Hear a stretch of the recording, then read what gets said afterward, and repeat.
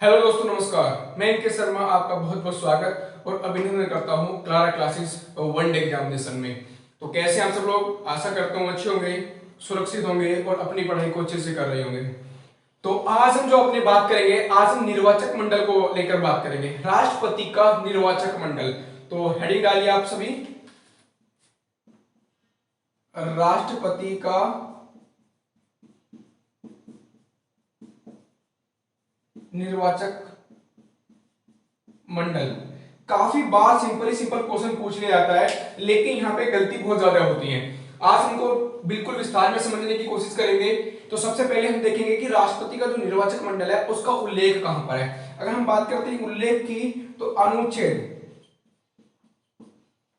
54 में राष्ट्रपति के निर्वाचक मंडल का उल्लेख किया गया है। आखिर कौन कौन होंगे इसके निर्वाचक मंडल में, कौन कौन हिस्सा ले सकते हैं। तो जनता तो वहां सीधे हिस्सा लेती नहीं है, तो जो जनता के प्रतिनिधित्व हैं, जिनको आप चुनते हैं, वो राष्ट्रपति के चुनाव में भाग लेते हैं। अब कौन कौन भाग लेते हैं, तो सबसे पहला पॉइंट आता है इसमें, संसद के निर्वाचित सदस्य। संसद के निर्वाचित सदस्य जो है वो राष्ट्रपति के चुनाव में भाग लेते हैं। अब निर्वाचित का मतलब है, देखो यहां पे ये याद रखना है, निर्वाचित। कुछ सदस्य हमारे संसद में मनोनीत भी होते हैं। अब उनको समझ लीजिए कैसे। देखो, संसद है, संसद के दो सदन, लोकसभा और राज्यसभा। लोकसभा में मैक्सिमम कितने मेंबर हो सकते हैं? 552। 552 में हमारी तीन कैटेगरी आती है, 0, 2, 20, 530। ये जो 530 है ये राज्यों से आते हैं। ये 20 जो है ये हमारे यूटी से आते हैं, यानी केंद्र शासित प्रदेशों से आते हैं। और जो दो है ये हमारे, ये एंग्लो इंडियन है, एंग्लो इंडियन है। अब आपसे पूछा जाएगा कि अच्छा मैं बता दूं कि यहां पे पूरी सीटें हमारे पास नहीं भरी गई हैं। अवेलेबल कितनी है? 552, लेकिन करंट में कितनी है? 545। ठीक है, तो सीटें कम कहां पर है? तो 13 सीट जो है हमारी यूटीसी आती है, लेकिन आनी कितनी चाहिए वहां से? 20। तो अभी वहां पे 6 सीट की जगह है, तो 530 तो हमारी राज्यों से आती है। देखो यहाँ पे 530 तो हमारी राज्यों से आ गई, और 13 हमारी यूटी से आती है, और 2 हमारी एंग्लो इंडियन है। तो 545 सीटें हमारी लोकसभा में आती हैं। लेकिन आपसे पूछा जाएगा कि राष्ट्रपति के चुनाव में कौन लोग भाग लेते हैं। तो राष्ट्रपति के चुनाव में 530 तो ये भाग लेंगे,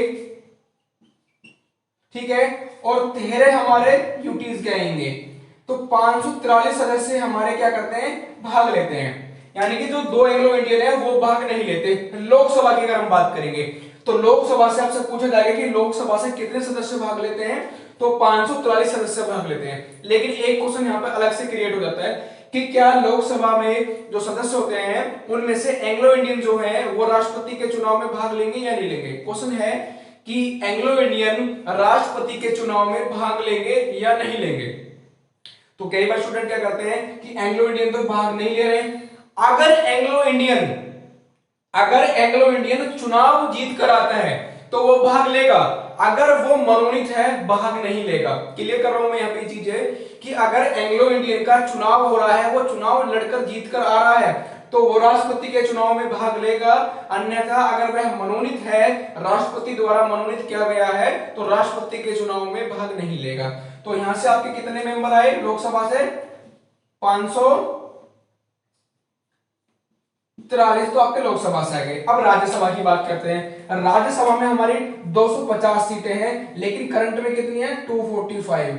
245 में जो है आपकी, और इनमें देखो 238 तो आपकी किससे आ सकती हैं?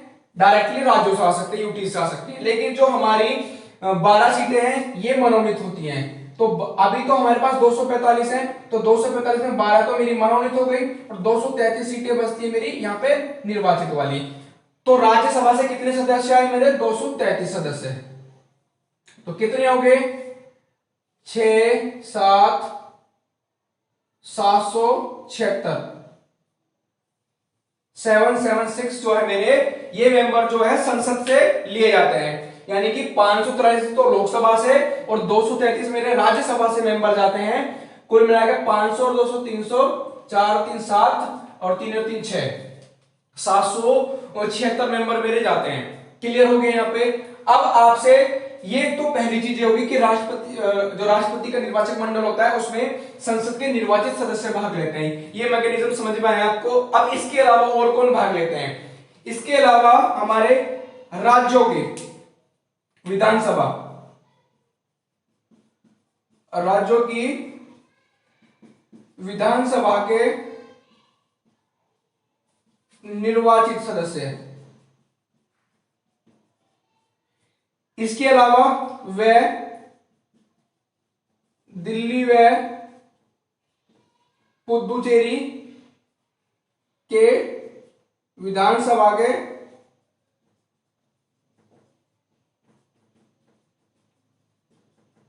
निर्वाचित सदस्य। तो आप देखने के लिए मिलेगा यहाँ पर संसद के निर्वाचित सदस्य, तो आपको मैंने बता दिया।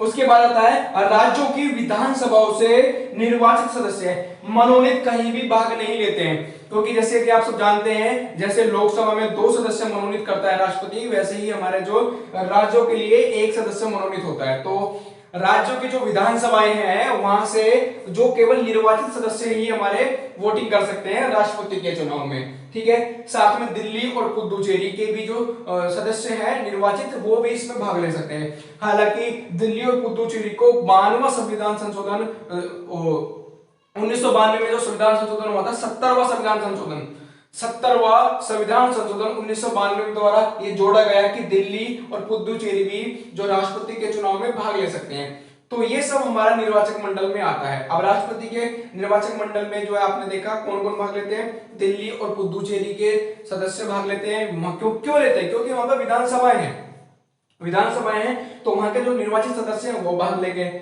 उसके अलावा सभी राज्यों की विधानसभाओं से निर्वाचित सदस्य भाग लेते हैं। उसके अलावा संसद के निर्वाचित सदस्य भाग लेते हैं। ये आपको मैंने यहाँ पे क्लियर कर दिया। इसमें अगर आपको कोई डाउट है, कोई क्वेश्चन है आपका, कुछ पूछना चाहते हैं तो आराम से इजीली पूछ सकते हैं।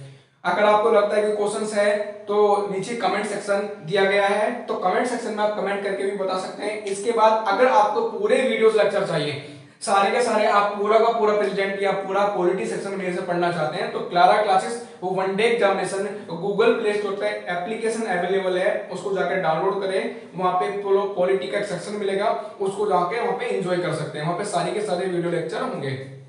ठीक है, तो याद रहेगा Clara classes 1 day examination, link आपको डिस्क्रिप्शन में मिल जाएगा, जाके उसको डाउनलोड कर लेना है और वहां पे रजिस्ट्रेशन करके अपने सारे जो लुफ्त है वो उठाए। वहां पे पॉलिटिकल सेक्शन मिलेगा, वहां सभी सेक्शंस आपको क्लियर मिल जाएंगे। लेकिन अगली जो क्लास है उसमें हम देखेंगे इसका निर्वाचक मंडल तो हो गया, लेकिन निर्वाचन पद्धति के बारे में देखेंगे कि निर्वाचन पद्धति कैसे होगी यहाँ पे। ठीक है, तो आज की क्लास यहीं पे समाप्त करते हैं, मिलते हैं अगली कक्षा में। तब तक के लिए आप घर पर रहें, सुरक्षित रहें, अच्छे से पढ़ें। बाय बाय, टेक केयर, जय हिंद, जय भारत।